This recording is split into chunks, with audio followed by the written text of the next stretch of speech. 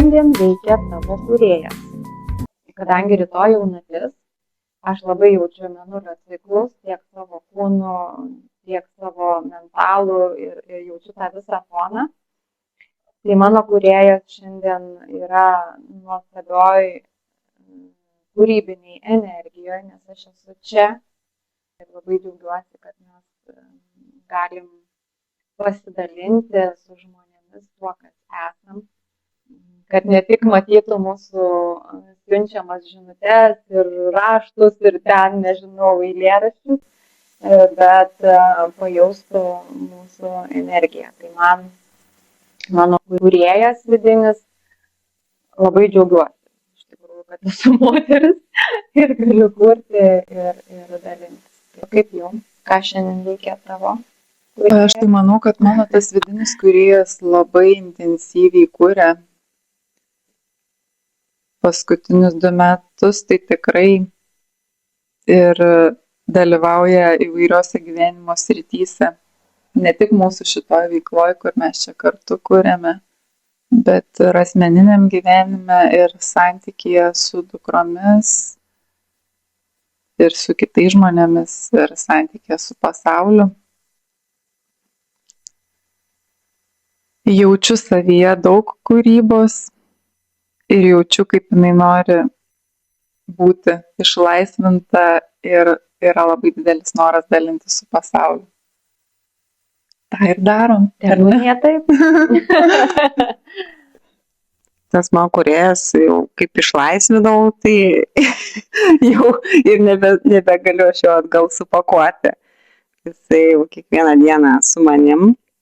Kaip tik turbūt kitą kartą turiu netgi primažinti savo tą kūrybinę energiją, nes viską reikia kažkaip tai išnešti ir materializuoti.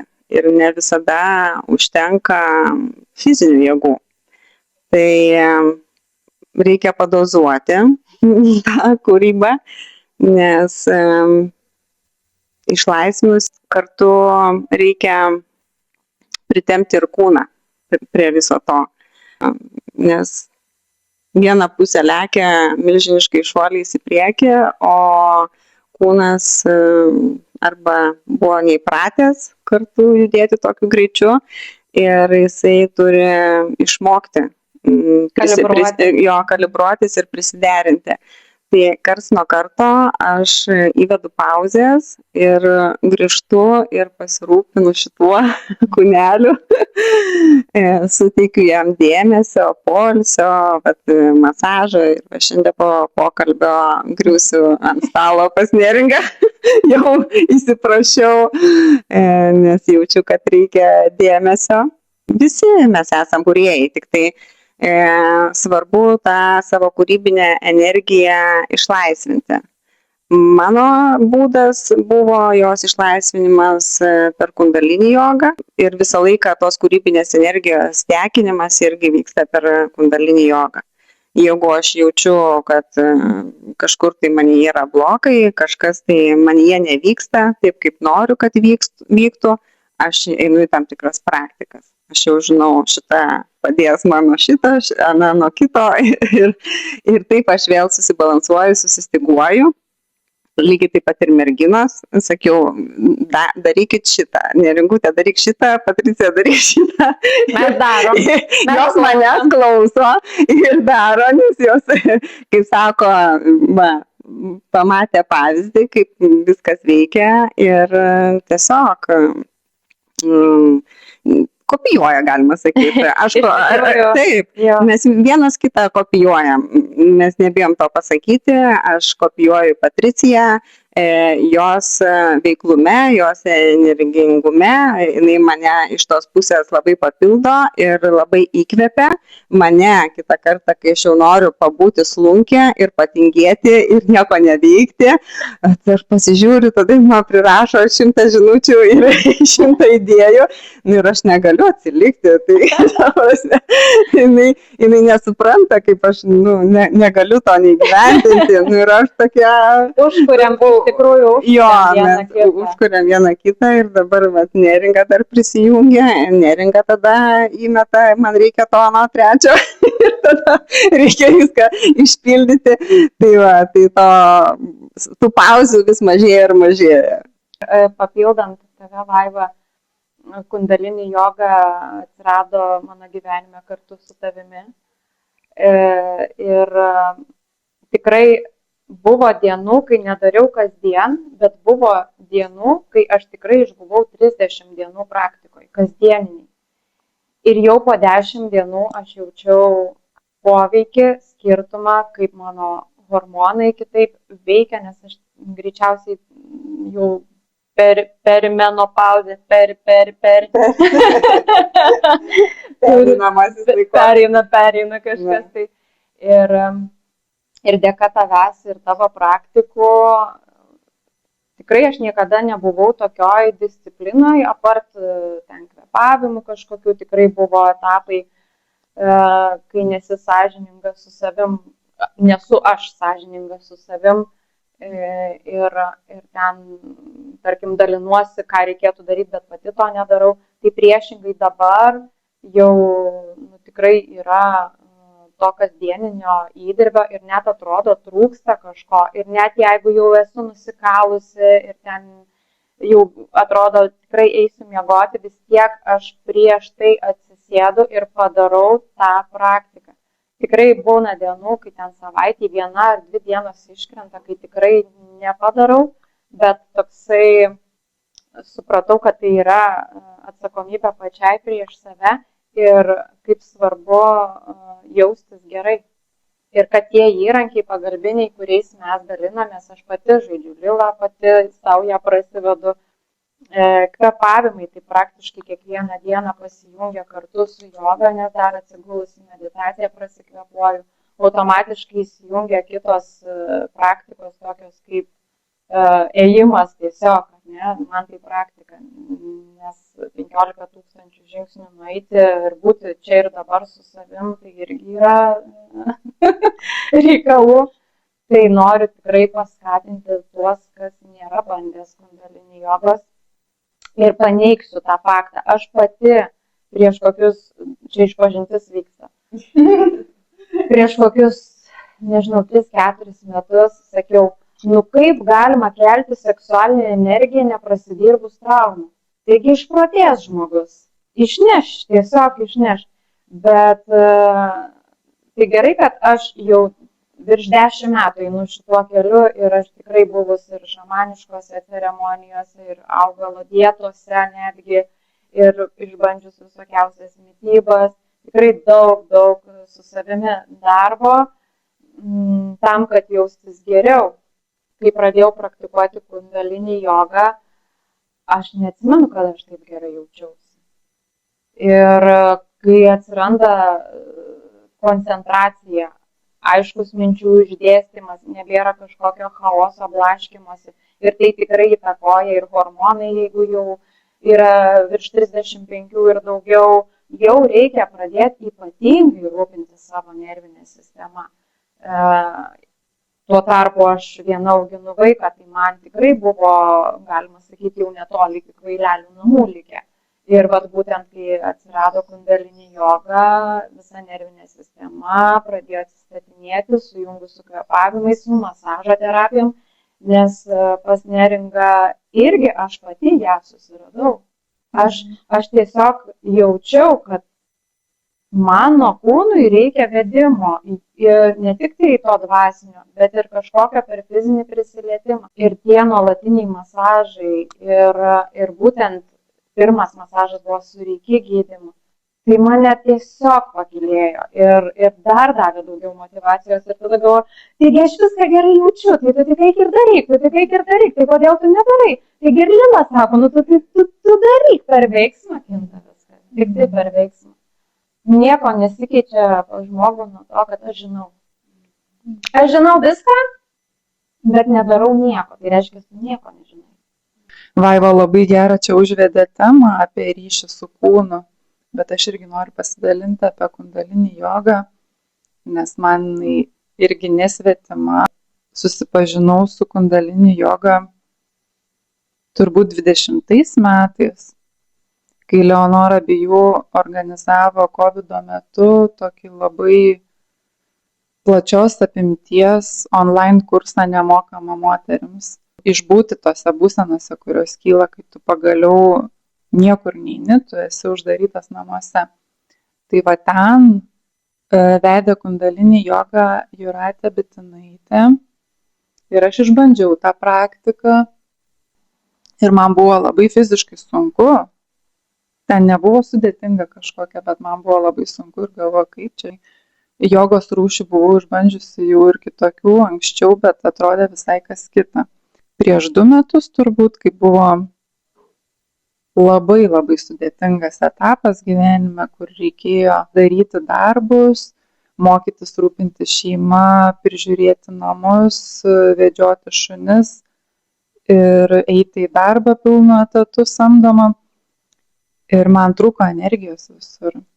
Ir aš tada nusipirkau Blūmo kursą Jūratės Bitinaitės. Ir ten per vieną paskaitą jinai sakė, jeigu neturite laiko daryti visą kryją, tai darykit šitos 3 pratimus. Tai aš tos 3 pratimus darydavau kiekvieną rytą ir taip užsikurdavau, kad aš galėčiau tą dieną ištverti. Kitaip net negali pasakyti, nes tuo metu taip reikėjo, nes tikrai reikėjo daryti dalykus. Ir tie mokslai dirbant pilnu etatu ir su visų krūviu šeimoje, tikrai visiškai išvargino ir psichiškai, ir fiziškai, ir bele kaip, bet tu keliesi, padarai savo pratimus, užsikuria energijos, tada sutriko miegas, atsibundi 3 valandą nakties ten ar 2 ir nebegali užmigti. Nu tai ką, aš pasiimu ausinukus, kilimėlį, einu į rūsį, kur niekam netrukdau ir aš darydavau tas, pagal įrašus praktikas. Ir va tada tam rūsy gulėdama ant kilimėlio šavasanui, aš per tas 15-20 minučių išmiegodavau visą savo nakties miegą, atsikeldavau vėl kaip normalus žmogus ir galėdavau eiti į darbą. Tai va, tokia buvo mano pažintis su kundalinį joga ir kai Vaiva atsirado ir su Patricija žaidėm Lilą, aš tiesiog privalau ją daryti ir gyvenimas viską taip sudėlioja, kad tie įrankiai, tiesiog jie atsiranda ir bandai. Tai ir Patricija labai teisingai pastebėjo, kad mes susirandam žmonės kažkaip, arba jie kažkaip tai ateina netikėtai į mūsų gyvenimus, nes mes su Vaiva iš vis buvom nepažįstamos, per Patriciją susipažinom. Ir kvietimas iš Patricijos, galvoju, žinute? Jo, žinute. Neringa, mes čia su Vaiva darysim stovyklą Tenerifėje ir noriu, kad ir tu ten būtum su savo masažais. Ką apie tai galvoji? Ką galvoju? Iš karto sukilo visos baimės, visi tarakonai. Taigi aš bijau skristi lėktuvu, o ten dar ir vandenyną. O jeigu dar norėsiu tais delfinais? Man labai bloga, tas mano vestibuliarinis aparatas sunkiai perneša visus tuos bangavimus ir pokyčius. Patricijai rašau apie tai. Tai sako, tau kaip tik čia reikia pradirbti šitos procesus. Iš tikrųjų, tai pirma mintis buvo, kad labai noriu. Aš buvau Tenerifėje su šeima prieš 9 metus. Labai patiko. Mes daug keliavom po salą, daug pamatėm. Daug pavyko prisiliesti prie tos natūralios gamtos. Mano toks pomėgis yra, aš parsivežu kažkokių iš gamtos dalykų. Aš Tenerifėje jau. Jau Tenerifėje. Tai čia juodas smėlis. Važiuosim į Tenerifę, rinkt pupulą. Tai čia yra mini ankštytė. Galėsim. Tuos daiktus kai lieti, tiesiog jauti tą salos energiją, vibraciją. O dėl ko Tenerifė? darėme Egipte stovyklą, visi buvo nusiteikę, čia Egiptas, bet mes gavom geriausią viešbutį su nuostabiausiu maistu, su tokia energija. Kai 6 metai buvau užsidarius trečia akis, ta prasme, aš nematydavau jokių vizijų. Jogos metu Egipte man vėl atsivėrė. Ir vat tada man atėjo iš vis ten vizijos, aš mačiau banginius. Bet tada dar nesupratau, kad mes važiuosim į Tenerifę. Iš tikrųjų, toks tiesiog galvojau, aš važiuoju į Tenerifę pailsėti. Ir po tos praktikos, kai aš pamačiau danguje plaukiančius banginius ir delfinus, sėdėdama ant gulto Egipte, aš pradėjau naršyti būtent kažkaip man išmetė Instagrame urvai Tenerifei, galvoju, jie girdi kažką tai čia, žinai. Ir aš net nerašiau į Tenerifę, bet aš guliu ant gulto ir man skambina per WhatsAppą kažkoks numeris, Tenerifės numeris. Ir aš pakeliu ragelį ir sako, labą dieną, matom, kad jūs domitės mūsų retrytų erdvėmis, jie ten turi 2 erdves, viena vila šiaurėje, kita pietuose urvai. Ir aš galvoju, va čia tai ženklas. Guliu Egipte, ką tik po atsidariusios trečios akies vizualų ir man skambina Tenerifė pati. Ir aš čia pratęsiu, atbėga Patricija ir Vaiva, tu žinai, visa tokia, ta prasme, drebanti. Aš jau ją pažįstu, jau jai kaip eina srautas, ta prasme, jinai beria kaip žirnius ir visa šeikina. Tai, žinok, man parašė, ten tokie urvai yra, Tai gerai, sakau, tai fanai, žinai.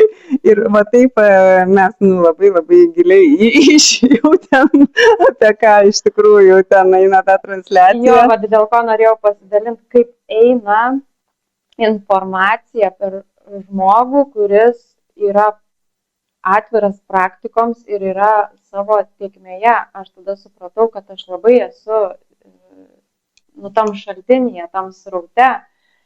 Galvoju, per blogai apie save galvojau, iš tikrųjų labai stipriai teka, tik reikia išgirsti ir klausyti ir daryti.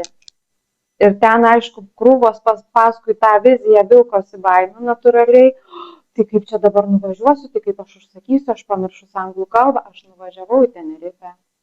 Atvažiavo tas žmogus iš urvų, pasiėmė mane, saugiai su mašina dar pravežė serpantinais, kol atsidūrėm urvuose. Ir aš iškart pradėjau su juo kalbėtis. Ir vokiškai, ir angliškai, aišku, ne ispaniškai. Bet supratau, kiek daug baimės yra tiesiog galvoje. Ir kai save pastačiau į tokią situaciją, iš kurios niekaip nebepabėgsiu, jau jeigu aš daėjau iki to, kad aš davažiavau į Tenerifę, įsėdau į mašiną pas kažkokį nepažįstamą vyrą, ir tada susipažinau su visa komanda, kuri dirbo urvuose, dar įrenginėjo urvų erdvę. Tarp kitko, mes važiuosim į visiškai šviežią, ką tik pastatytą erdvę. Viena jau buvo sukurta erdvė ir dabar pilnai visą tą urvų erdvę ką tik įrengė, viskas šviežia, nepanaudota. Aš supratau, kiek mes turim tiesiog galvoj. Tai yra galvoj. Įsitikinimai, baimės ir jos yra net ne mūsų. Jos tiesiog buvo kažkada įpirštos. Ir kai aš pasiekiu tą tikslą, kurio noriu, ir kai mes surenkam žmonės, ir kai mes jau šiandien po šito įrašo pirksim bilietus, aš suprantu, kad tik širdies reikia klausyti, tik intuicijos, nes labai daug kiškojų.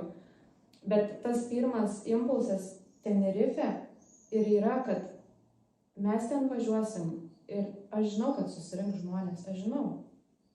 O po to seka, tai kaip čia surinksim, tai kaip čia viskas bus. Bet ta baimė, jinai ir išstumia mus, jeigu mes einam su jai kontaktą. Tai tu man parodyk dabar. Ir tada užsikuria motivacija daryti dar daugiau. Ir aš suprantu, kad ir ta kritika, ir ta baimė ir visi tie įsitikinimai, kurie mes galvom, kad riboja, jie nieko neriboja. Jie kaip tik mus gali užkurti ir užmotyvuoti pasiekti tai, apie ką net galbūt niekada nesvajojom. Tikrai niekada nebuvo minties, kad Urvuose mes darysim retrytą, kuris jau tuoj. Tarp kitko, iškart ir pasakysiu, spalio 2-9 dienomis mes keliaujam į Tenerifę. Bilietai yra labai pigus, su persėdimu per Londoną. Pirmyn atgal, jeigu dabar perkat uogą. Stovyklos kaina visiškai, galima sakyti, už savikainą. Tiesiog dėl to, kad mes darom tai pirmus kartus.